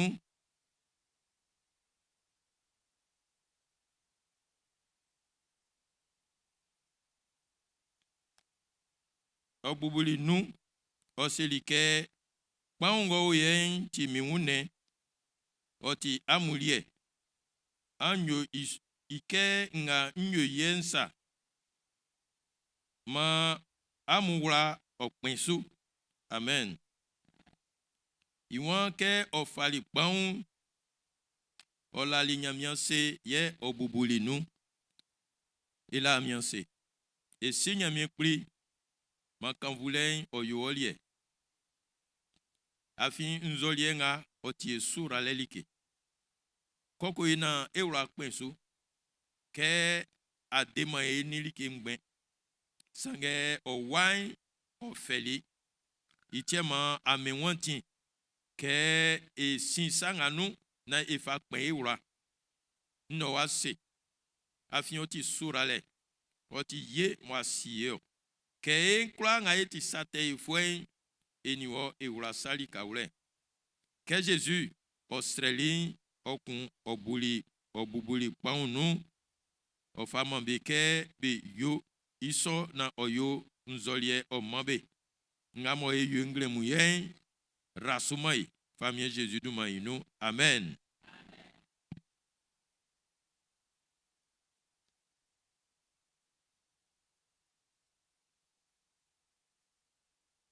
Que be vieli ke din o fali kloain ye osilike like ngo kloa nganu otimi mmoja oti aingwe ufle nga nyamie wa oni amu tra inzolie ken kloa nga amu nonu anyo ike nga nyo yensa ma amura pen isu oma kenkula nga amu dikpan nga bo amu no kloya nga no ambo emi ivie indensulele ma ofa jo ibale amen ma ila miase e sinya mi pri ilo wase oni nzolie nga fama yen kusu awon like nga oklo ya nga nu oti omoja inzolie aingwe ufle mo nyamie ni etra se nyamie ni etra aingwe bobo oti yemosie ke baba Abraham oti amui sofwe mo nyamie ni betra aingwe oti yedan mo asili yo ye ekusu nga mo eyo ye mo eyo satenu mo ani etra aingwe oklike yedan ye ayo yo ma osuralen o wutu esungre mu Jésus du maïno ke dikpan mo eno nzanga ma o yesile inyi fite ma o yesile engwanu inyi fite famille Jésus du maïno ma kan voulez o yolie afin ati esurale ye akloe Jésus du manu ye esrewo amen ma asonu kwengbembe matamina Alléluia.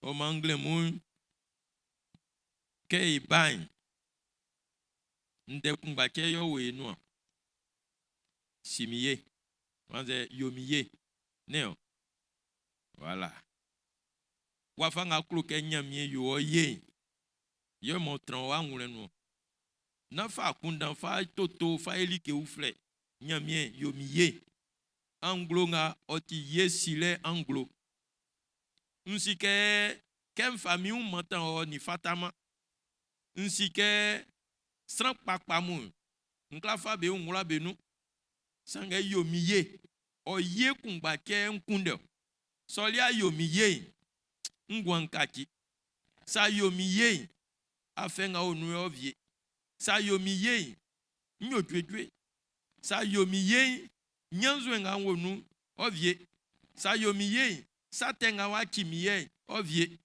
Alléluia ekulanga ekloyenie neo ka bay montron wa ngulenu ye nakan ke yomiye pa plaza ni fan ya nzunu ya klo ke nyami yo montron wa ngulenu Alléluia amaju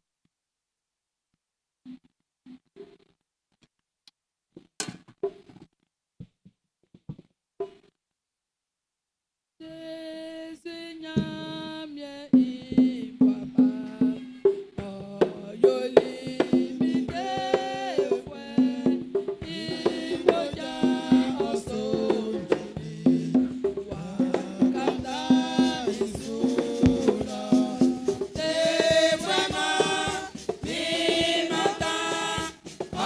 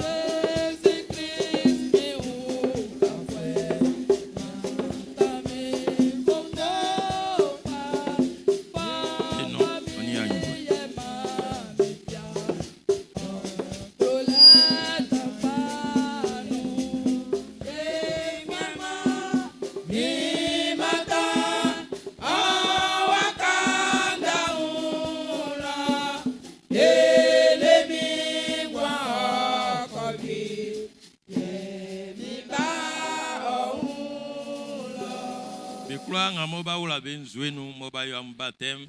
Ansisi amouangren yen ken va ken lesa. Oti sura le blé. Oti yesi le blé. Man ekura et jasso et sisi una ibla.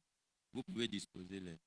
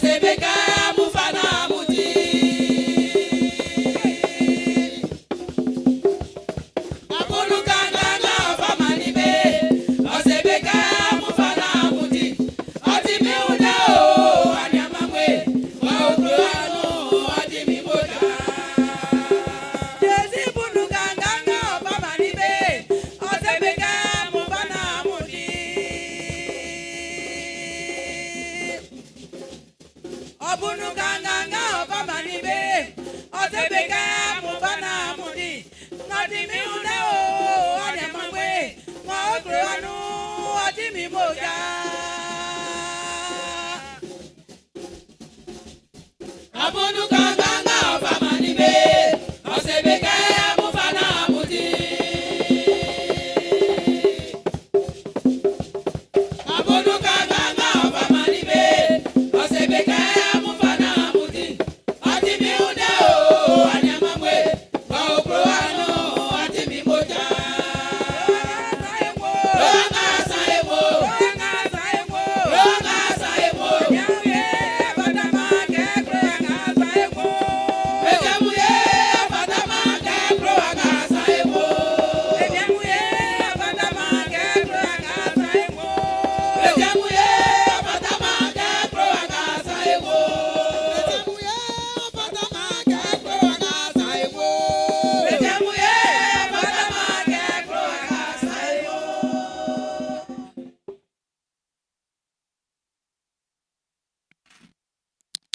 Ma ikloa ila mianse. Ile ase afin ila fisuke otilie srewa. Ila fisuke surale oule. Namine ka wi na la mianse sange la fisu ke ngamo akani nyamie tili. Ilo ase. Ati yesifwe. Oma anglonganu. Anglonganu wafanga eulu anglonganu. O yesilen enwi wule. O aklun ye enwi. O suralen enwi. Nanke eti patio. Nanke onye fatatio. Sange o bobo ye ayeso. Anglonga oti anglo kumo enwi o yesile. Onyo pa ile. Onyo aklun ye. Mo kaki stran gwan. Mo yoma stran ipa. Mo yoma stran kwenyru. Mo yoma stran nyan kurale. Mo yoma stran iduma nyodan. Mo yoma stran nati anyabeuno. Mo yoma stran oyo surale. Oma ivyengun. Oyoma stran oye surale. Ma iya ulo oni osu fuemu. E sinya mien pri. E yo omo. E la oase. Afin ayo somai. Ma kan vule nyolie. Ma ye yile o yolie.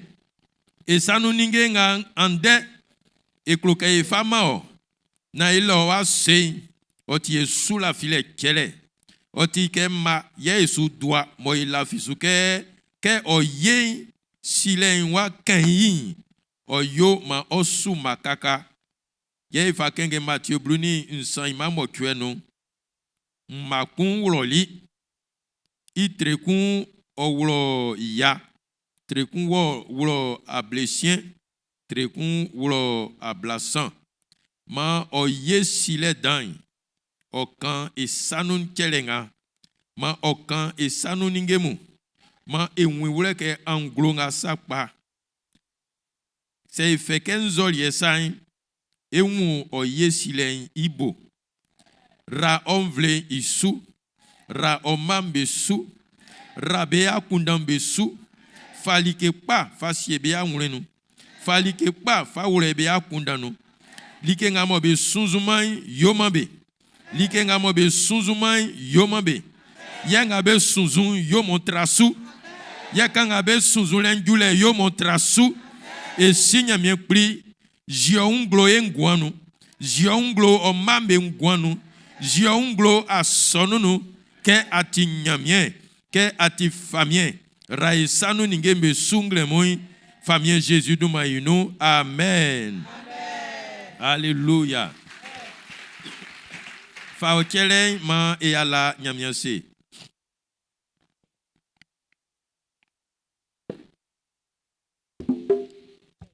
Asena kabie mami sanu.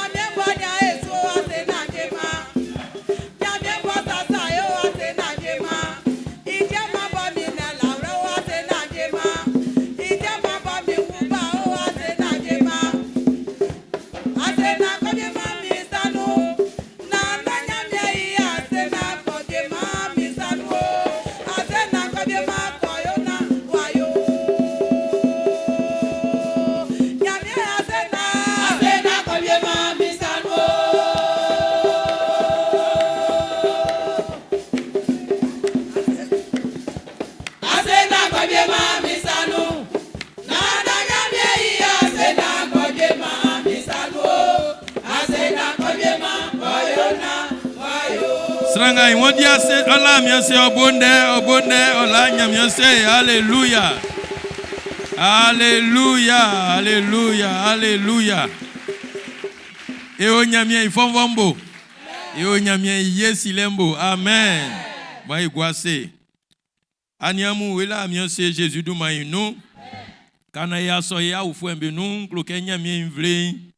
Osike anglonga oti anglokumo asonu se maou moin osi ngumi ke ma e soin nyamie idjuma très bluni nyon nga ofawla lié sanu oti anglo kumo e façon djuma so ibo oma oti siesi wake asonu fue sema fue kun omien na anglo nga nu oma koto kun monengo balon e ayi nu wen okun enia djuma ngamo ezudi eyi nu wen sangenke mbosu koko na mwa nwule ke iso ajalen owe sanu. Alléluia. Manyamie raisu na ya nwulen kusu otran iso ajalen nuna eyepa e kanvu Jésus. Amen. Ma iso ya ufwemenu Yo e amumoni bale. E amumoni bale. Manyamie ramuso. E amumoni bale. E amumoni bale. E amumoni bale. Yo Manyamie ramuso. E amumoni bale. Alléluia. Ande ya ufwembe soni bengamo be supe numu ma iso enia kwadio afwe ofin San Pedro o supe nu kwadio afwe yo bale ma iso nu ma iso Kona Larissa ofin Subre. Kona Larissa ofin Subre. Kwadio Bernadette ofin Boaké.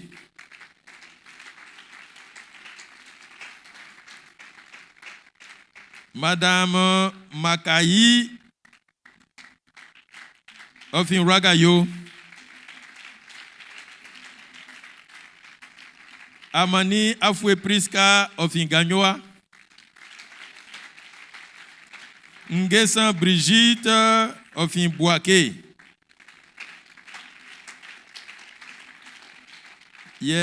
Kwaku Afwe Hortense ofin Boaké vie.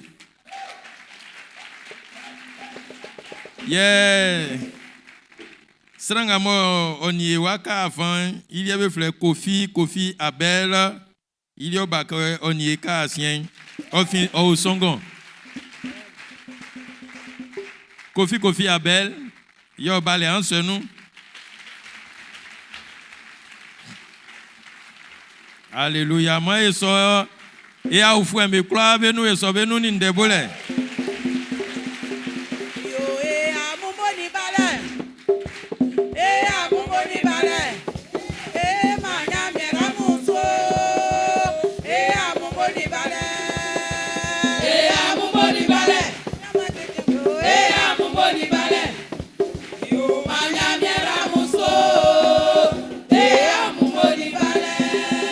Alléluia.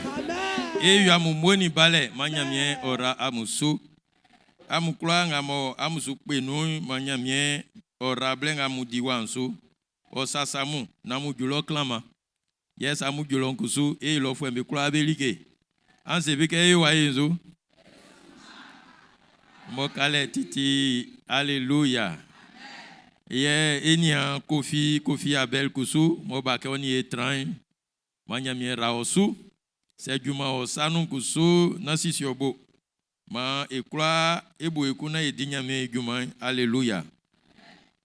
Manyamie vlenjaso na Israël nyamie kasien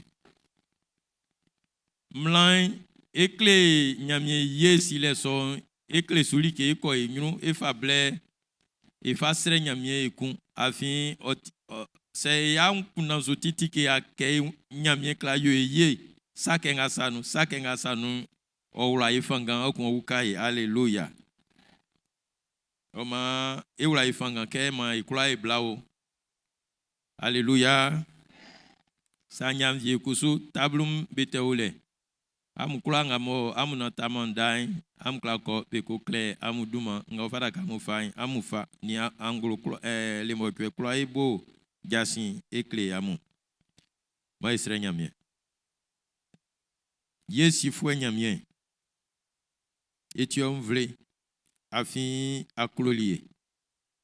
Etiom vle afin asilie envoie. Etiom vle afin yolie ye. Ikloa nga ile, ikloa nga esi, ikloa nga ikloa yo ofin. Makan voulait oyolie. Amani ble, kay tran onyon. Amani ble, kay kanvuo.